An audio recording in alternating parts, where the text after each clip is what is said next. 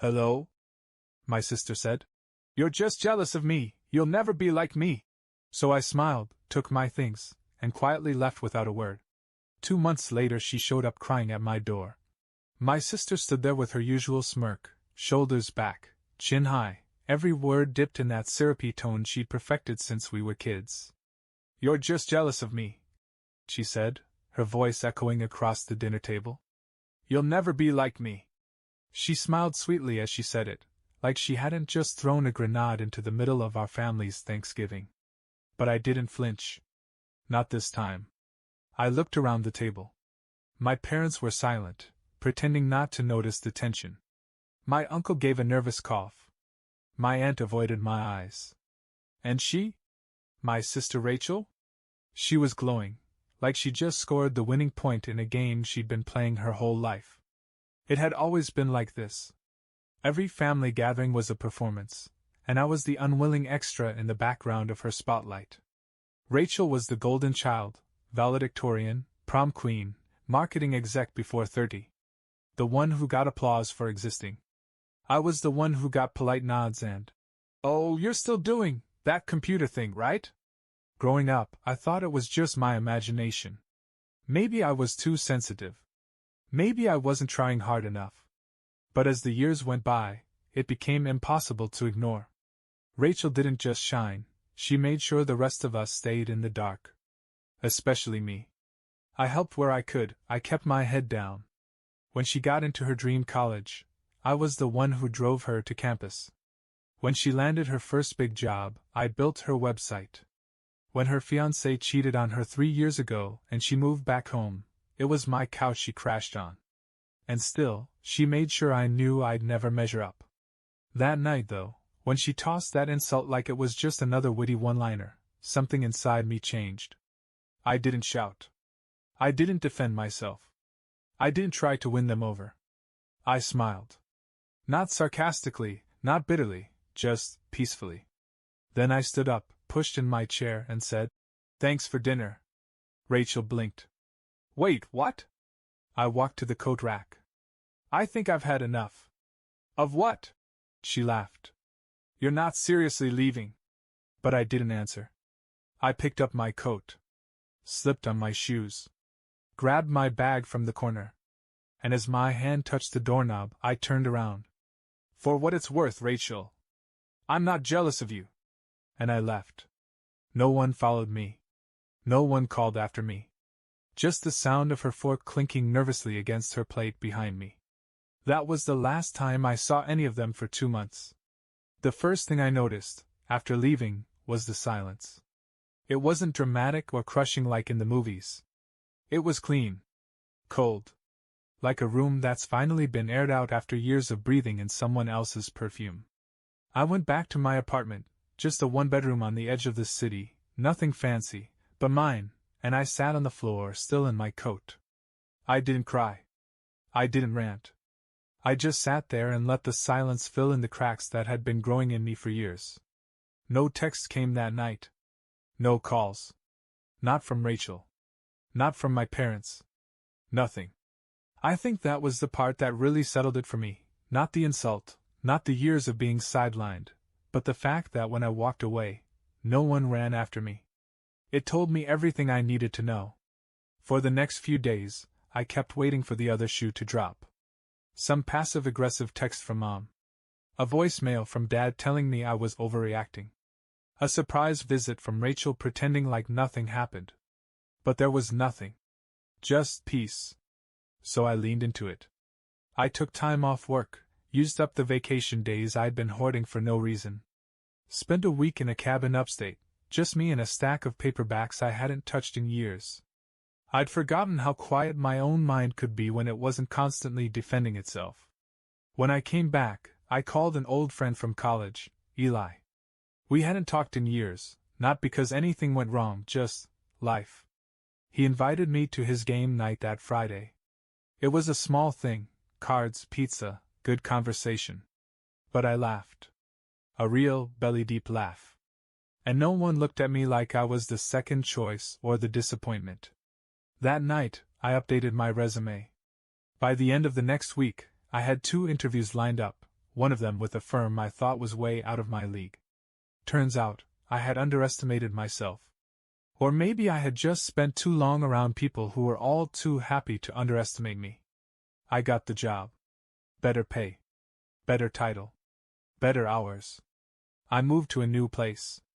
A loft with high windows and worn brick and enough space to actually breathe. And then came the part one didn't expect. I didn't miss them.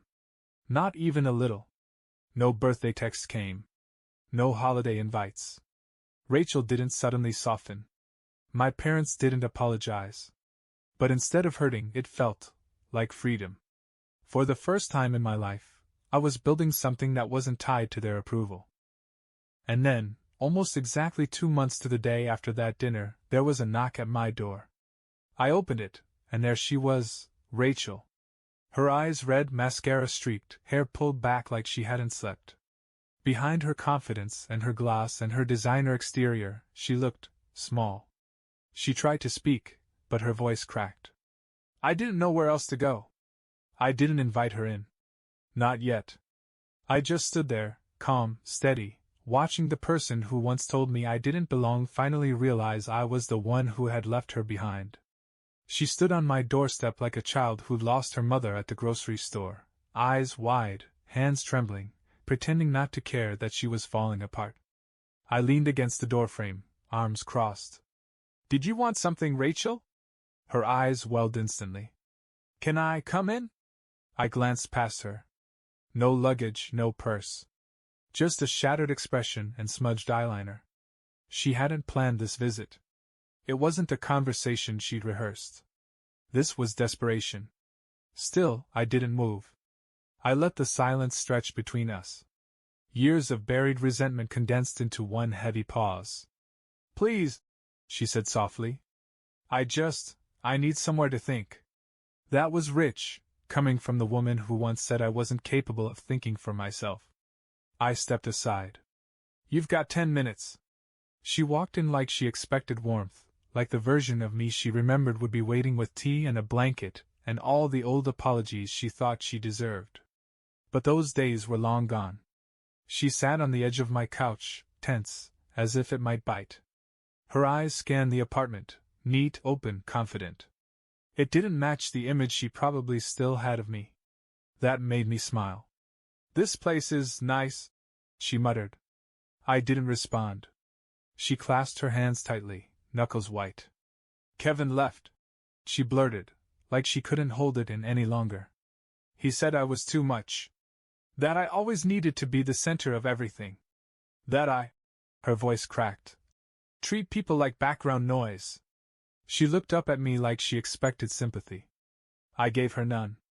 I lost my job last week, she continued. They're downsizing. Or maybe it was just me.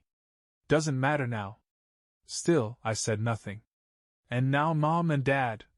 She laughed bitterly. They said I should talk to you. That maybe you'd understand. That was the part that made me blink. They told her to come to me? The sane parents who never saw me unless Rachel was out of the room. The ones who applauded her every breath and asked if I was still doing that tech thing. I walked to the kitchen and poured myself a glass of water. I didn't ask if she wanted one. I didn't sit down. Instead, I leaned against the counter and watched her twist under the weight of her own unraveling. I know I haven't always been kind to you, she said finally, her voice lower now, like she was afraid to hear her own admission.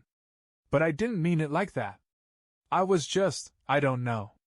I thought you'd always be there. There it was. Not an apology. A confession. A quiet, self-centered truth. I thought you'd always be there. And that was the problem, wasn't it? She mistook my loyalty for weakness. My silence for submission. My presence for permission. I'm not, I said flatly.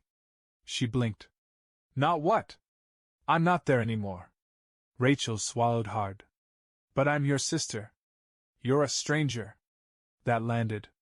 I walked toward the door and opened it. I hope things get better for you. I really do.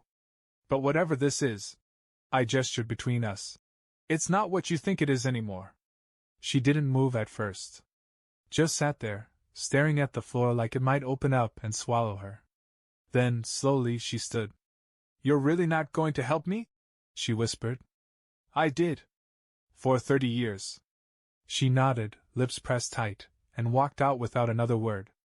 I closed the door behind her, not with anger, not with bitterness, but with finality.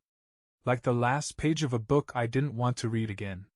When the door clicked shut behind her, the silence returned, but this time, it felt different. It wasn't the heavy, uncertain quiet I'd felt after leaving the family dinner. This one had weight, but it was earned. Like I'd finally cleared the room of something toxic. I stood there for a while, just listening to nothing. No raised voices. No backhanded compliments. No one trying to shrink me so they could feel bigger. Just stillness. And strangely, I didn't feel triumphant. I didn't feel cruel. I felt clean. She hadn't cried. Not really. Not the way she used to when she wanted something. And maybe that meant she finally understood. This wasn't about winning an argument or smoothing things over. This was the reckoning. I poured myself another glass of water and sat by the window. Outside, the street was quiet, the sky a dull gray. Ordinary, unremarkable. But it felt like mine. For once, my life felt like it belonged to me. It took less than 24 hours. The first call came from Mom. I let it ring. Then Dad. Then a group text. "Can we talk as a family?" Family. Now they remembered that word. I ignored it. That night, another text came through. This time from an unknown number. I opened it, and didn't need long to guess. It was Rachel. I told them everything. I didn't defend myself.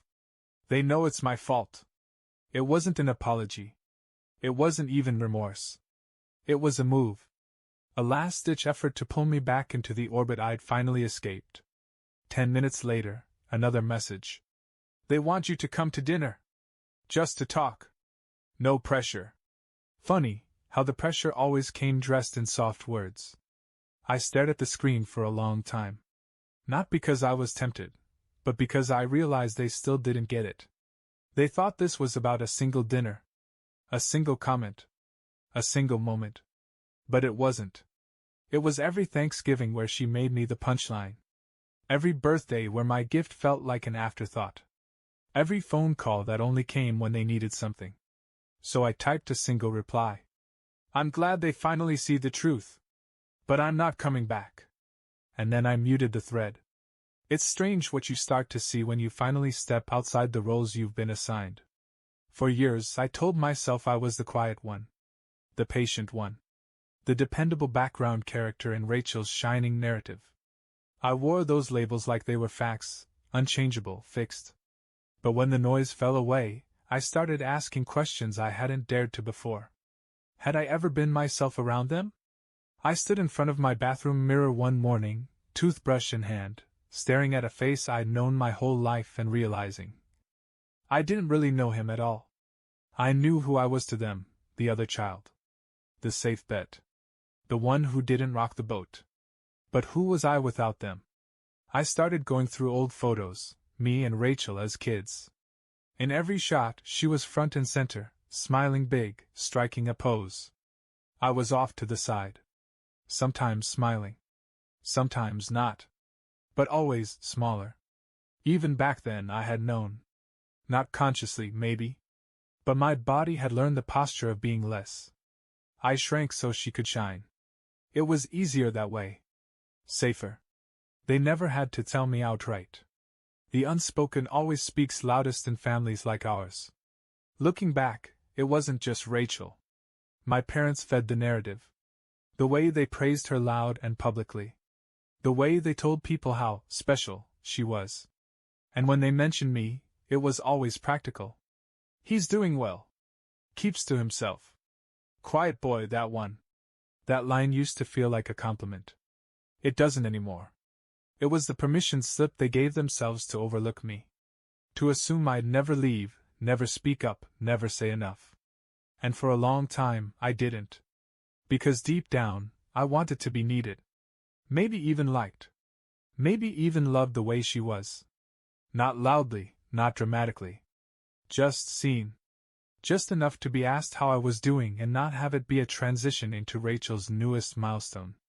But I see now, I was never invisible. I was ignored. There's a difference. And I let them do it, because I didn't want to be accused of bitterness. Of jealousy. The one thing Rachel always held over me. You're just jealous, she said, like it was a defense. Like it made everything else excusable. But jealousy fades when you realize you don't actually want what they have. I never wanted her life. I wanted mine to feel like it mattered. Now, it finally does. I've got friends who call just to check in. A job where they listen when I speak. A space I chose, that reflects me, books I love, art I picked, music that plays without being judged. And for the first time, I look in the mirror and see a man, not a shadow. A man who walked away from the only people who ever told him he wasn't enough. And proved them wrong by not needing them to say otherwise. The envelope arrived on a Wednesday. No return address. Just my name, written in a handwriting I hadn't seen in years. Hers.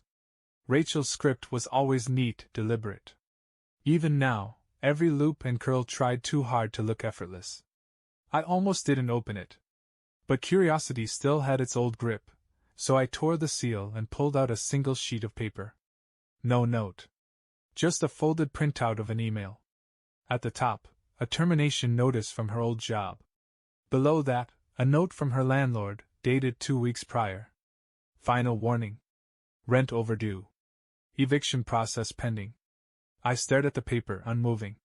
There was no message attached. No plea. No apology. Just information. Laid bare. And for a moment I felt it again, that old familiar tug. The one that whispered, "She's your sister. Help her. You always do." But it was faint now. Like an echo bouncing off a wall I'd already bricked up. I set the letter down and made tea. The steam rose slowly from the mug, and I let it fill the silence. That's when I realized what this was, not a cry for help. A test. A subtle reach from someone who didn't know how to say the words, but hoped the gesture would speak for her. In the past, I would have dropped everything. Called her. Offered money. Offered space. Offered me, the way I always did. But this wasn't the past. And I wasn't that man anymore. I folded the paper neatly and tucked it back into the envelope. Then I walked it out to the trash. Because I'd already given her more than she ever deserved. And if she wanted a real connection, a real bridge back, it wouldn't come through guilt. It would come through truth. And silence, sometimes, is the only truth some people ever hear. It was late, later than anyone should be knocking. A quiet Thursday night, city lights bleeding in through the blinds, and there it was. 3 knocks. Not frantic. Not timid. Just expectant. I opened the door, already knowing who it would be. Rachel. No makeup this time. No performance. Just her, wearing the same coat she used to borrow from Mom's closet in high school. She looked smaller than I remembered. And tired. But more than that, uncertain. She didn't speak right away. Neither did I. Finally she said, "I'm not here to ask for anything." That was new. She looked past me into the apartment, like she was seeing it for the first time. "You really built something here." I nodded once. "I did." Silence again. She shifted her weight. "I don't know how to fix any of it," she said. "The things I said, the way I treated you. I don't even know why I did it. I think I just needed to feel like I was better than someone." I waited, letting the words settle. Not rushing to fill the silence for her this time. "I thought you'd always be there," she added, voice lower now. "I thought you'd forgive me." Again. I didn't move. "I know." She glanced up. Her eyes met mine. "But you didn't. And I think that's the first time anyone's ever really shown me what I am." Her voice cracked just slightly, like a window opening. "I came to say I get it now. You don't owe me anything. I see that. I just..." She swallowed. I needed to say it out loud. I stood there for a moment, letting the words hang in the air. Then I stepped aside, not to invite her in, but to show her something behind me. My place. My life. Peaceful. Centered. Unburdened. Good, I said simply. Because this, I gestured lightly, isn't something I'll risk again. She nodded. Slowly. No arguments. No tears. Take care of yourself, she said quietly. You too. She turned and walked back down the hallway. No dramatic exit. No need for one. And as the door shut behind her, I didn't feel a sense of victory. I felt closure. The next morning felt light. No tension in my chest. No racing thoughts. Just quiet, steady calm. The kind that lingers, not because life is perfect, but because you've finally stopped handing the steering wheel to people who never learned how to drive with care. I poured coffee, glanced out the window, and didn't wonder what Rachel was doing. Didn't think about whether my parents were still spinning their old narratives. It didn't matter anymore. They didn't define me. They never really had. I just let them act like they did. And now? That grip was gone. I wasn't living in their shadow. I wasn't the overlooked one. I wasn't just the brother. I was me. Fully. Quietly. Unapologetically. And for once, that was more than enough.